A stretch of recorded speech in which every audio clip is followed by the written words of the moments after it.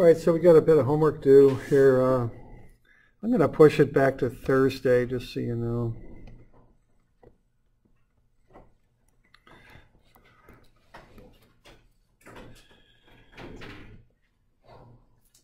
There is a 31st this month, I think. Yeah, okay. So that'll be 322, 323. Those are moment of inertia problems. That torsion handout is due, though we've already gone over it. And then we've got the shear and moment problems as well. All right. So, so that's what's due on Thursday. So why don't we have a look at some of these?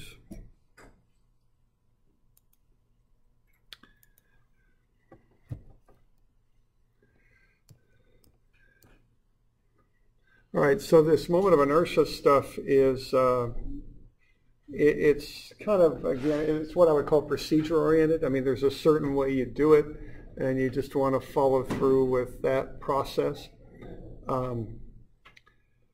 So that's kind of what's up with this. So you, we'll go through one of these if you like, you know, we could do that. Now, let's see. Now, on 322, just be sure that you're answering those three questions. So I just want you to tell me what W means, what the 30 means, and what the 211 means. I actually already went onto the table and pulled up the dimensions, so the dimensions are shown there, okay? And I'd like you to find IX and IY for the beam. So that's kind of the deal with this one. And then there's another one as well, 323, which is just kind of a modified kind of I-beam that I came up with as well. And on that one, you want to find Y bar and I bar X for the beam cross section. Okay. And so there are similar problems. I mean, you know, and how you approach them. There's a process for doing both of these things. So y'all want to see one or the other? I mean, y'all gotten this far down the road yet here, or maybe not, but 323, okay, we could do that. Now, yeah, why don't we go through that one? That's fine, we could do that. Okay, now, what you get, these are shape properties, and as we were talking about here in class, what you're looking at with this is, you know, a beam that has a length to it, of course, like beams do. So you're actually looking at a situation kind of like that, I guess. I'm missing something somewhere, aren't I? All right, okay, so it's kind of like that. And what's going to happen then is, of course, that we're going to load this beam up, and when we do that, the beam will sag a bit. And what we want to do is get an idea of how much stress is building up in the beam and causing it to sag. And we want to be sure we design the beam so it can handle those things, okay? So that's really the bigger picture on this stuff is, you know, understanding kind of what you're up to here. So you're designing or analyzing the beam and looking at it as far as its ability to resist that downward load. And keep in mind that what that downward load would cause would be to, in this case, would be to cause the beam to sag, to bow down like that, okay? So that's what's up. So to analyze that, you look at the beam cross-section. And what you want to do is find the moment of inertia of the beam about its own neutral axis, as it's called. Now the neutral axis, what that does is it goes through the centroid of the beam. So you'd want to find that point. Well, it might be a bit up actually, but wherever the heck it is, you know, you want to first find the centroid of that, and then once you locate that, it's like I've locked up here.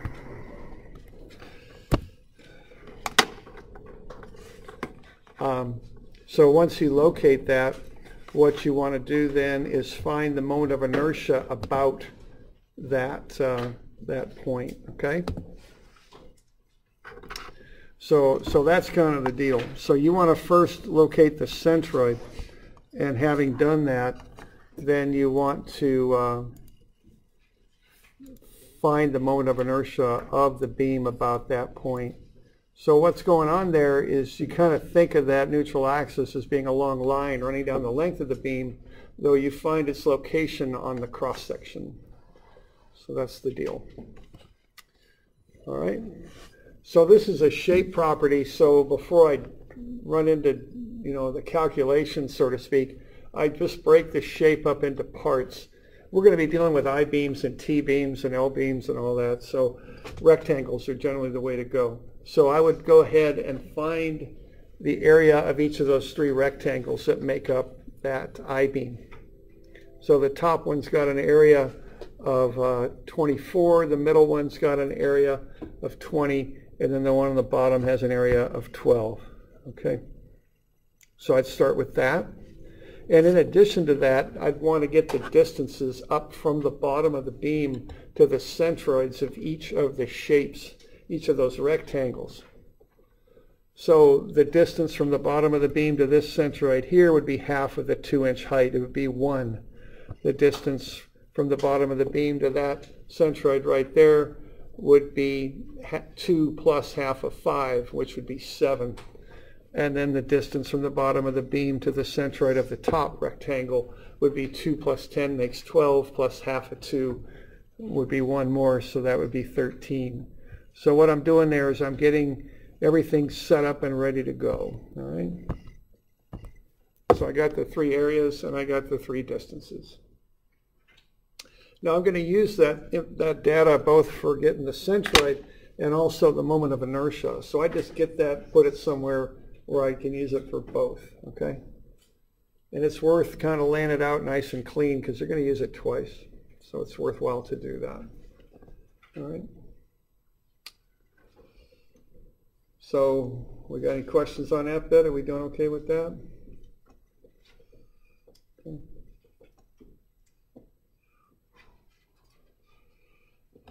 All right. So once I've got the data then, I'm going to start building tables, one to find the centroid, the other to find the moment of inertia. Okay.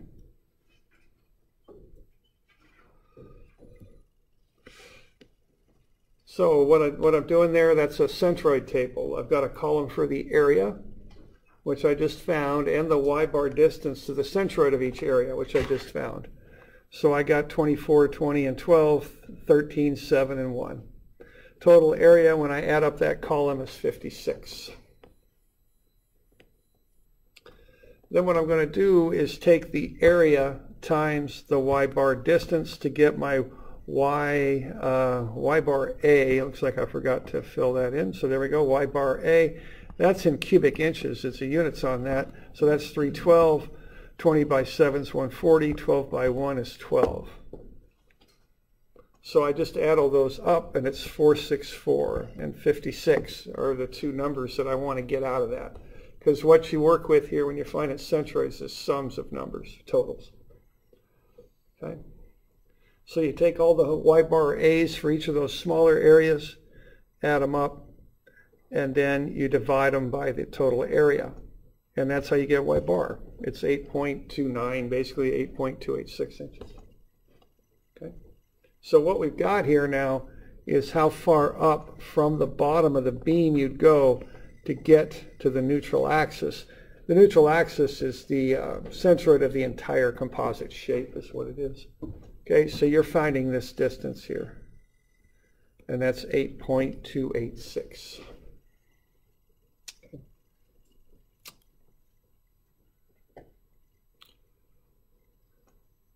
You got any questions on that bit? You doing all right?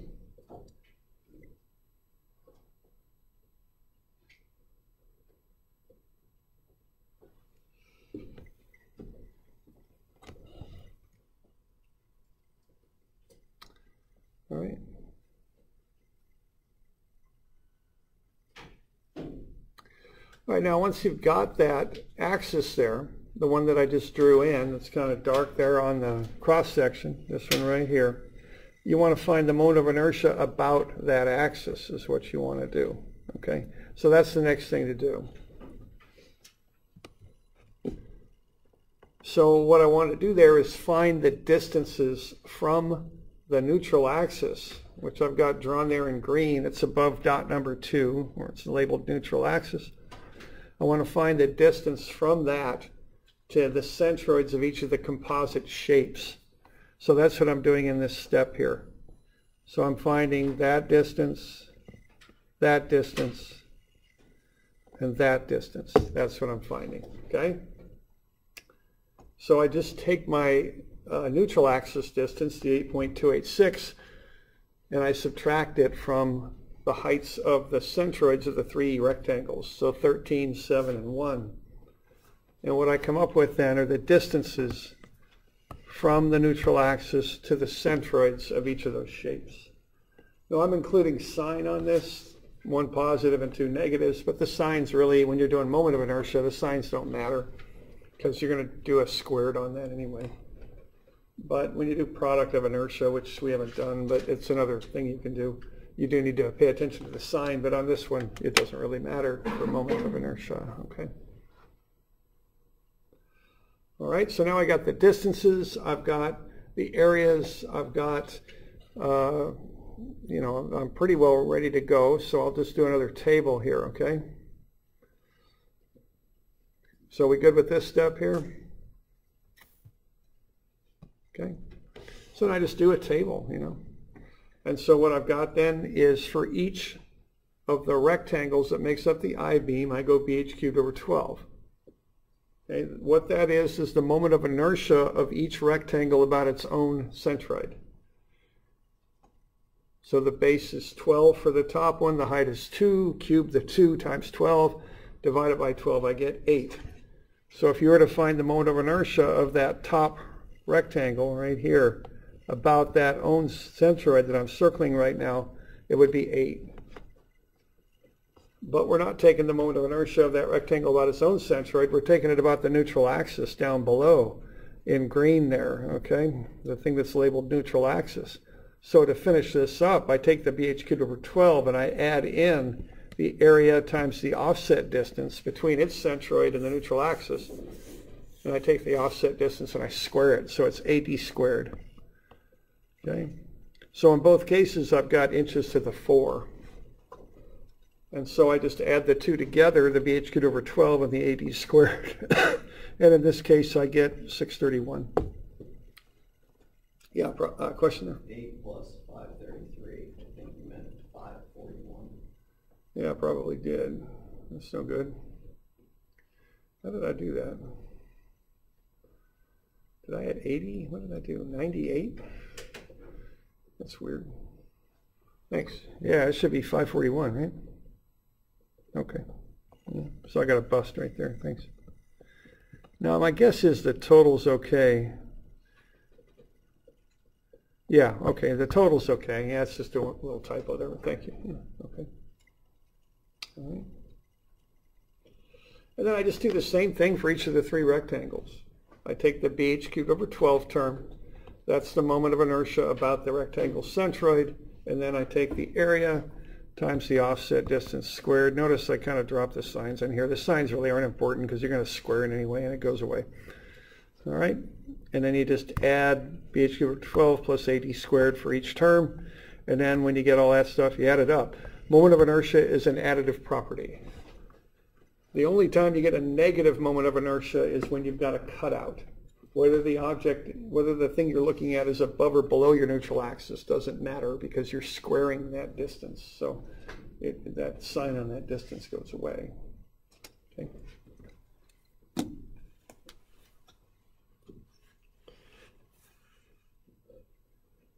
Questions on that?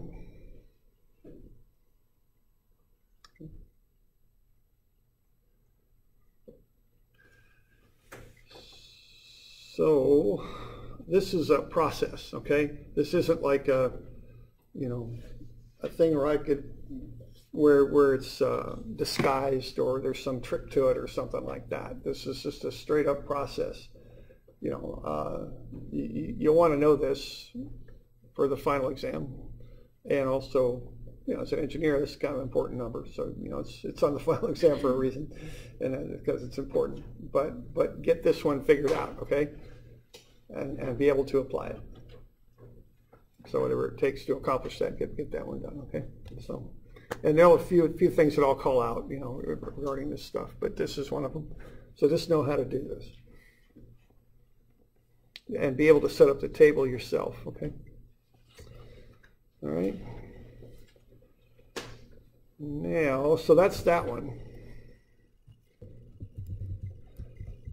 So are we good with that?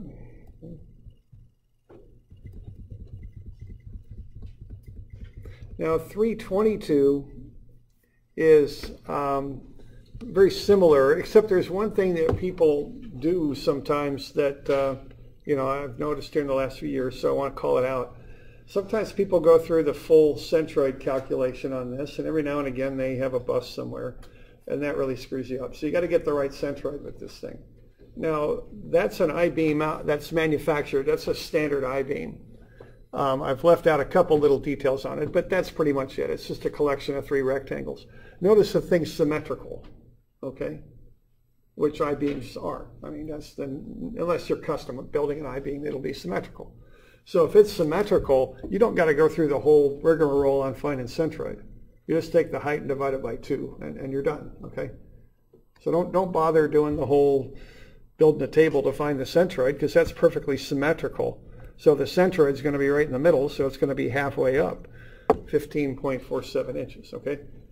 And I'm mentioning this because in previous years I've had people go through all these calculations and bust something, and then you get the wrong neutral axis, and then everything starts to get kind of messed up. So just don't do that. Just take half the height. You get the centroid. That's all. Okay. Okay. Now the other thing on this, be sure you answer those 3 questions, and I'll just let you figure those out. We covered those in class. But you know, I just want you to know that, because y'all are going to be engineers, and you got to know what those things mean. That's kind of an important information there. Okay.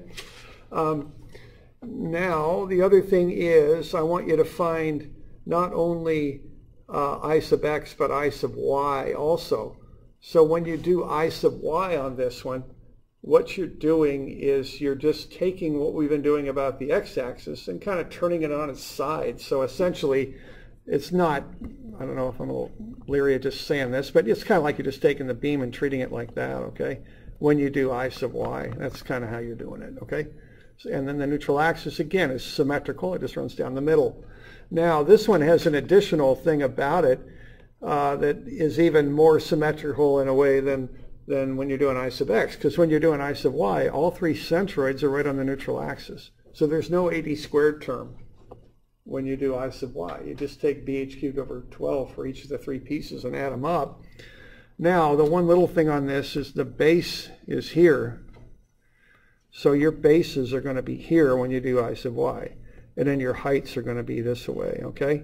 So you kind of have to switch the definition of base and height when you do I sub y.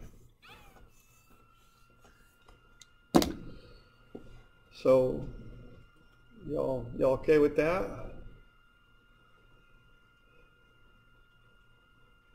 Okay. So that one should be pretty straight up. And so I'm just trying to have you avoid, you know, burning a bunch of time for no good reason. Okay, so just split the height to get the centroid, and don't bother with transfer axis theorem when you're doing IY on 322. There's no reason to do that. Okay. Good.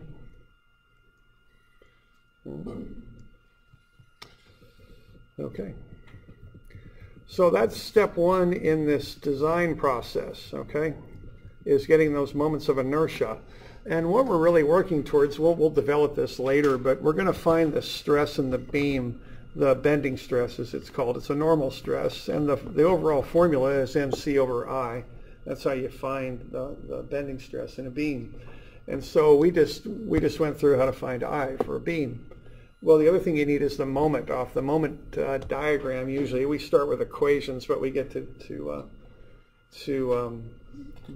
diagrams. And actually, you know, M is the moment. C is actually the distance from the neutral axis to the edge of the beam. So when you do the centroid, you find that, okay? So you use the centroid, which is also the neutral axis, to find C, okay? Now that's the moment of inertia, which we just went over how to do.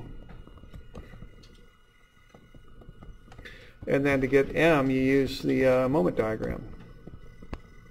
Okay? So that's why we're going through this stuff. So you have the tools to be able to analyze and design a straight up steel beam. Okay. That's the idea. Okay. So the next little bit on this is shear and moment. Okay? Now this stuff, you know, these things aren't exactly good entertainment for the weekend, I guess. You know, they're a little, you got to work through these, you know, and they take time. It's just the nature of them. You know, like I've said, if you want to be an engineer, get used to it. You'll spend time doing things that are a little drudgerous sometimes. That's the nature of the work sometimes. But so just, you know, like I say, get systematic as you can be on this stuff, because you don't want to make a mistake up here, because if you do, you know, it'll come get you there.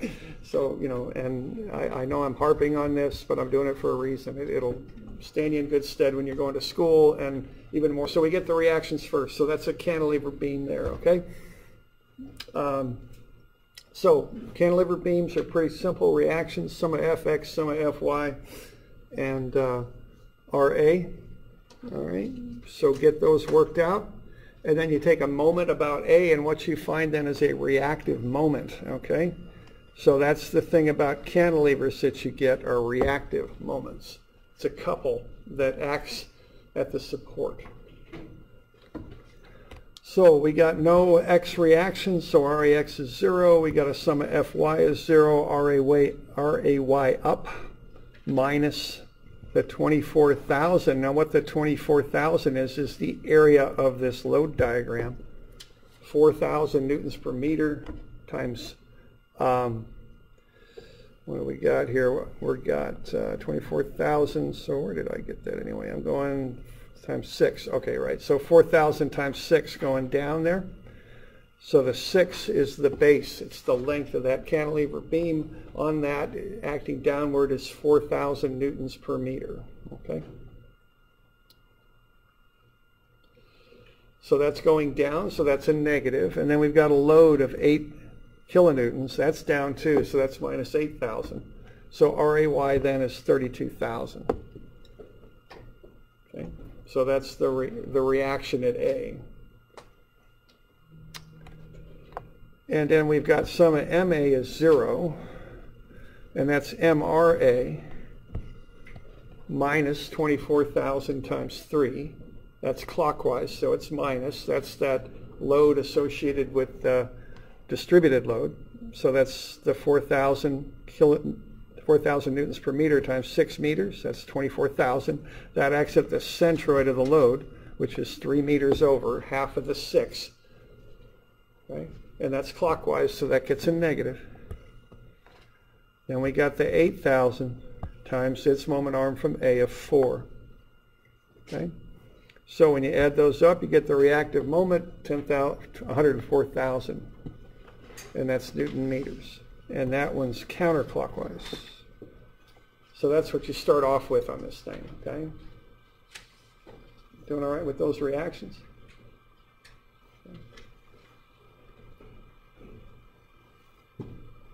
All right.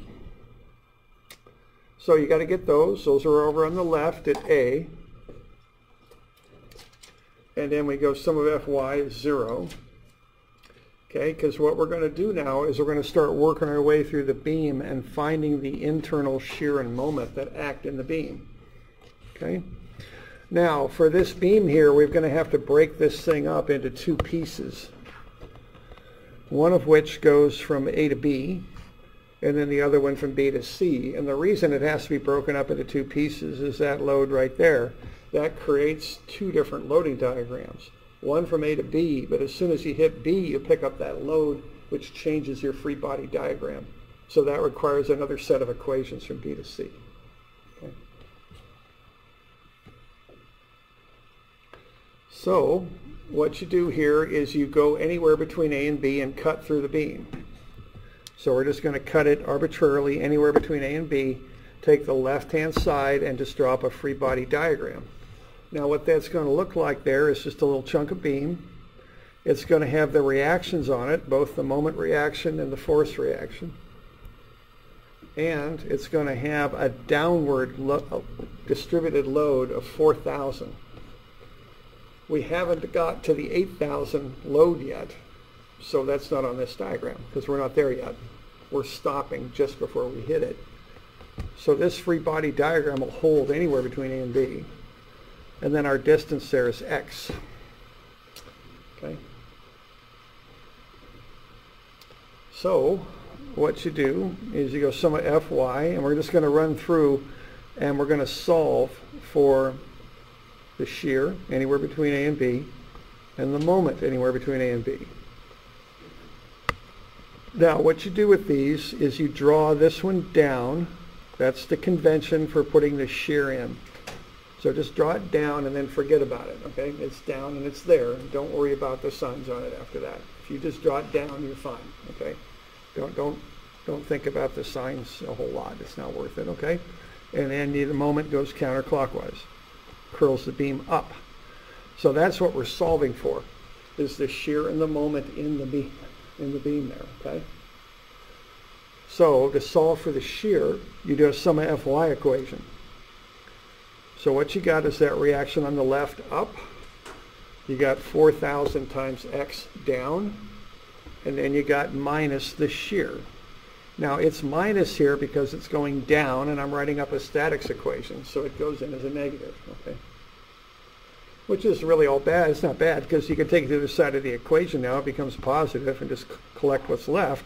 So VAB is negative 4,000x plus 32,000. That's the shear anywhere between A and B. So you can plug in a value from x from 0 to 4, I think it is.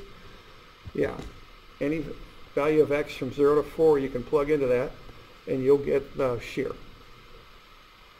Okay. Now that will not hold once you get beyond that load, that 8,000 Newton load, but it holds right just before that load. Okay. Now you can do a similar thing for the moment. So you're going to take moments. Now by convention I take them about the cut right there. Okay, so I'm going to have the couple. That's Newton meters already. It already has a moment arm, so I don't need to put a moment arm on that. It's a couple. Okay, 104,000 counterclockwise, so it's positive. And I got 32,000 times the moment arm of x. That's negative because it's clockwise. And then I've got 4,000 times x. That'll go right there. And its moment arm is half of x, which is x over 2. Now that one's going to come around counterclockwise. So what I'm doing there, I'm taking that little piece of distributed load, which has a load of 4,000 newtons per meter over a span of x. Multiply 4,000 times x, I get the total area of that loading diagram, which is the load itself. Then its moment arm, which that's what I'm doing here, I'm finding the moment arm, is half of this distance. It's x over 2. And then I've got a counterclockwise AB, so I add that in. Okay. Doing all right with those steps there?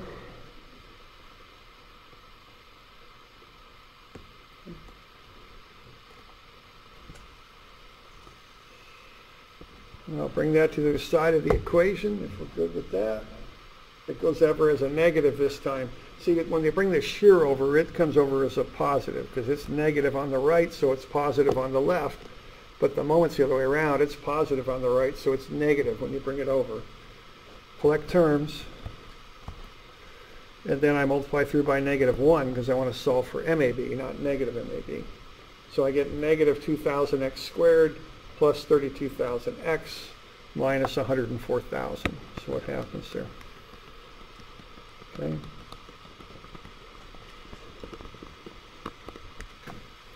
And then if I want to check, I can take MAB and take a derivative, and that'll get me back to VAB. Okay.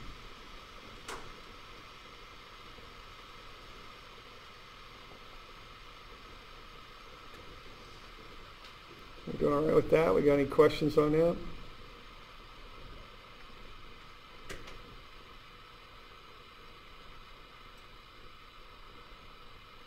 Okay.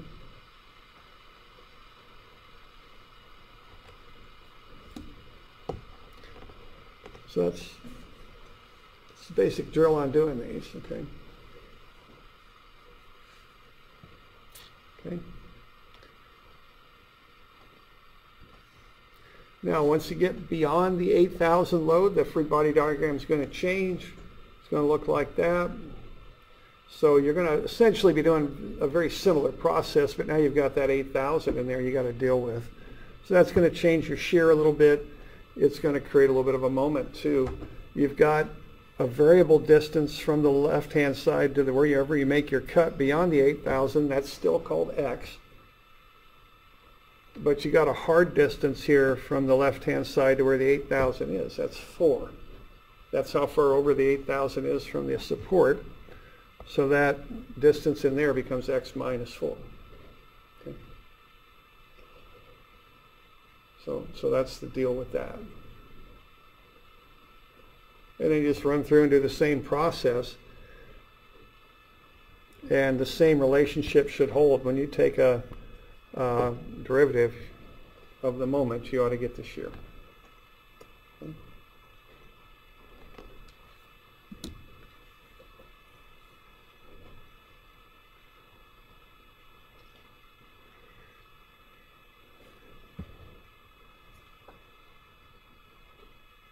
So we're doing all right with that? Yeah, of course. Point B in the second diagram, is it right at the Yeah, I believe it is, because it's A on the left, right? And then this is point B. So yeah, it's right there. You're saying also that distance is 4 meters from A to B? Yes. Yeah, it is. Which it shows on that, the beginning free body diagram at 4. So that's what I call a hard number. That's an actual number as opposed to X, So that allows you to get that distance right there, which you'll need for the moment arm for the 8,000. It's X minus 4. That's what it is, okay? And see that 8,000 Newton load, that necessitates needing to come up with 2 sets of equations. That's what that does. Okay?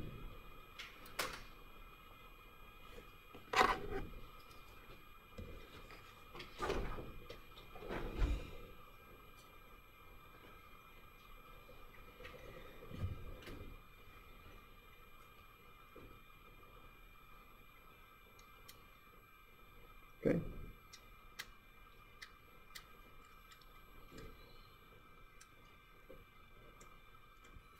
So we're doing all right with that? And then we get our equations there. Okay. So once you got all those equations written, see now, you can plug in any value of X you want now, and you can find what the shear and what the moment are. And if you've got a computer program that does structures, which most structural engineers are using these days because it's, they're reliable and easier to use.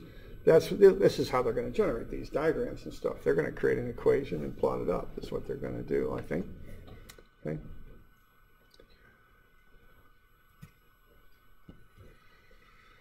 All right, the next one here. It's a similar kind of deal. Now this is a triangular load, so these guys can get a little tricky here. You want to find those reactions at 10,800 and 5,400. The way you do that, to find those reactions, first off, there's no X reactions, so our AX and our BX are 0. There's no push going in the X direction, so there's no X reactions. But you do have the Y reactions. So what you want to do is find the area under the loading diagram. That's the load associated with that loading diagram. So the area is 1/2 times 3,600 times the base of 9. And what that is negative 16,200. That's the area under that loading diagram. All right, and that's a triangular area, so that's 1/2. The base is 9, the height is 3,600. I've got a negative on there because it's pointing down. That's why I've got a negative, okay? So what that's going to get you is the total load pushing down on that beam, and that's 16,200. Like so. Now, to figure out how that affects both reactions, you want to find the location of that. And what the location of that, if you look at how it relates to the supports there, is for a right triangle, that the centroid is 1/3 of the distance from the right angle. So 1/3 of 9 is 3 meters. And then, of course, you're going to have 6 meters left over. Okay? And that just comes from the location of a centroid of a right triangle, because these loads act at the centroids of the shapes, of the loading diagram shapes. And if you look at the centroid of a right triangle, it's 1/3 of the base over from the right angle. And what remains then is 2/3 of the base over from the vertex. Okay? So take that distributed load, break it down into a downward load of 16,200, located 3 meters over from A. It's negative because it's clockwise. Okay, then we got 9 RB up. RB is 5,400 at B. All right, now if you're in a hurry, then you could just go sum of Fy. Set that equal to 0, and what would that be? That would be RA up minus 16,200 down plus the 5,400. So you could solve for RA, and that would be 10,800, okay? Now I did it with another moment equation. Sometimes on these shear and moment type problems, I want to be darn sure I'm getting good reactions. So sometimes I'll do 2 moment equations to find the reactions, then do a sum of Fy equation to check my work. Because I really don't want to bust a reaction on these, because it just screws everything up down the road from there. So I've got it pretty well confirmed that RA is 10,800. Okay? So those are the reactions. So we good with that? We got any questions on that bit? Okay.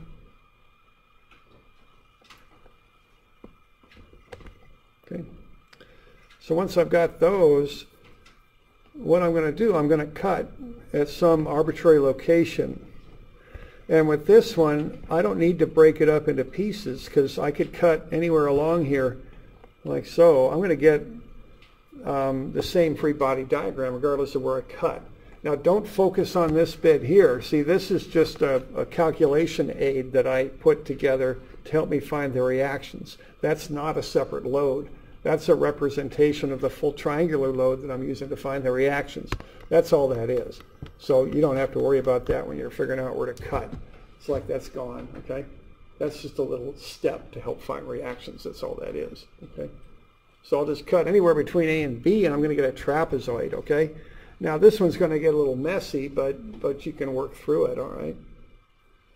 Like so. So when you have a trapezoidal load, the way to handle it is to break it up into 2 loads, a triangle and a rectangle. Triangle on top, rectangle beneath. Now what you want to do with that is figure out the slope of the top of the trapezoid. So that thing's rising 3,600 over a run of 9. So what I'm doing there to get the slope, and I won't use the letter M because that looks like moment. I'll take 3,600 over 9, and that'll get me 400, okay? So that's the slope of that line. I want the slope because when I make my cut at some arbitrary distance x, that means that this line here has dropped by 400 times x. That's the height of that. That relates to the slope. Okay?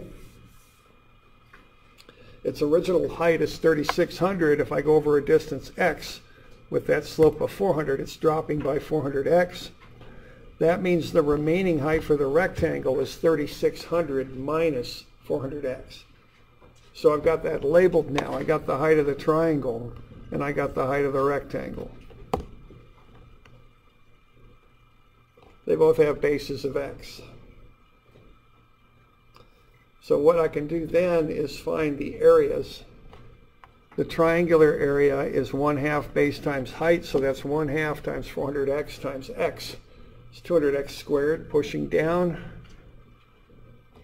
And then the area of the rectangle is 3,600 minus 400x. That's the height times the base of x. So that's 3,600x minus 400x squared.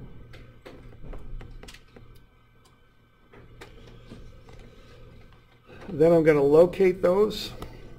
Okay, the triangular load is 1/3 of the distance of the base over. The rectangular load is 1/2 of the base over. So x over 3, x over 2. I suppose really what I'm going to want on these, because I'm going to want those dimensions for my moment equation. So what I want these dimensions here really. So that'll be 2x over 3 for that one. And this will also be x over 2 here. Okay, that's really the dimensions I want. So now I'm all set up, and then off I go. Okay, so we good with what I'm doing here so far? We got any questions on that? Okay.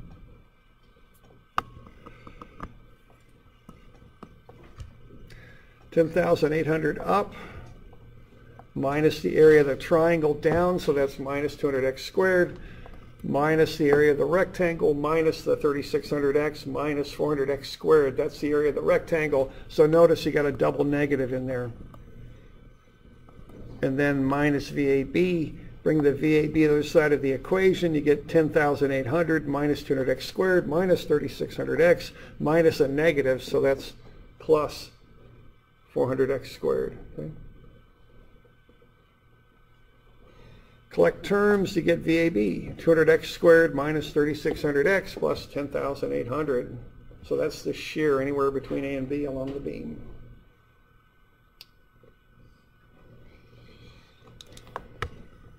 Oops, that's weird. Okay.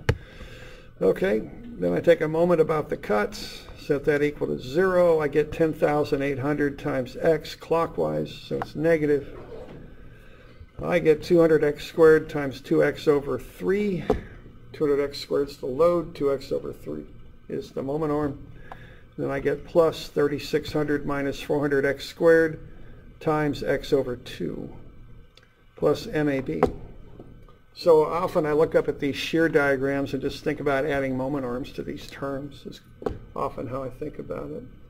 Okay. Remember, you're taking moments from the side you're cutting on, the right-hand side, so you're measuring that direction for the moment arms. Okay.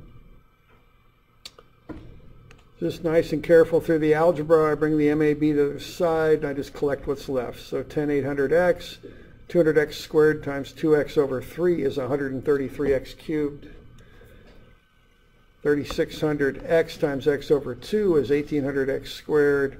And 400x squared times x over 2 is minus, and that's a negative, so that's negative 200x cubed.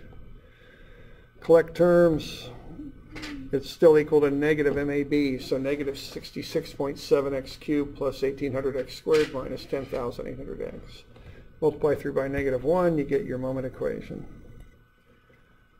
Take a derivative, that gets you right back up to shear. Okay.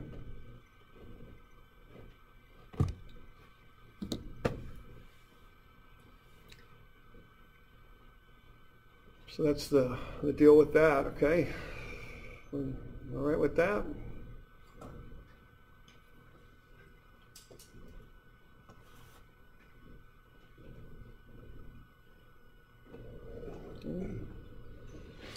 So there we go. So that's stuff we do Thursday. I'll change it in Moodle. It says Wednesday right now, but I'll change it, okay? All right.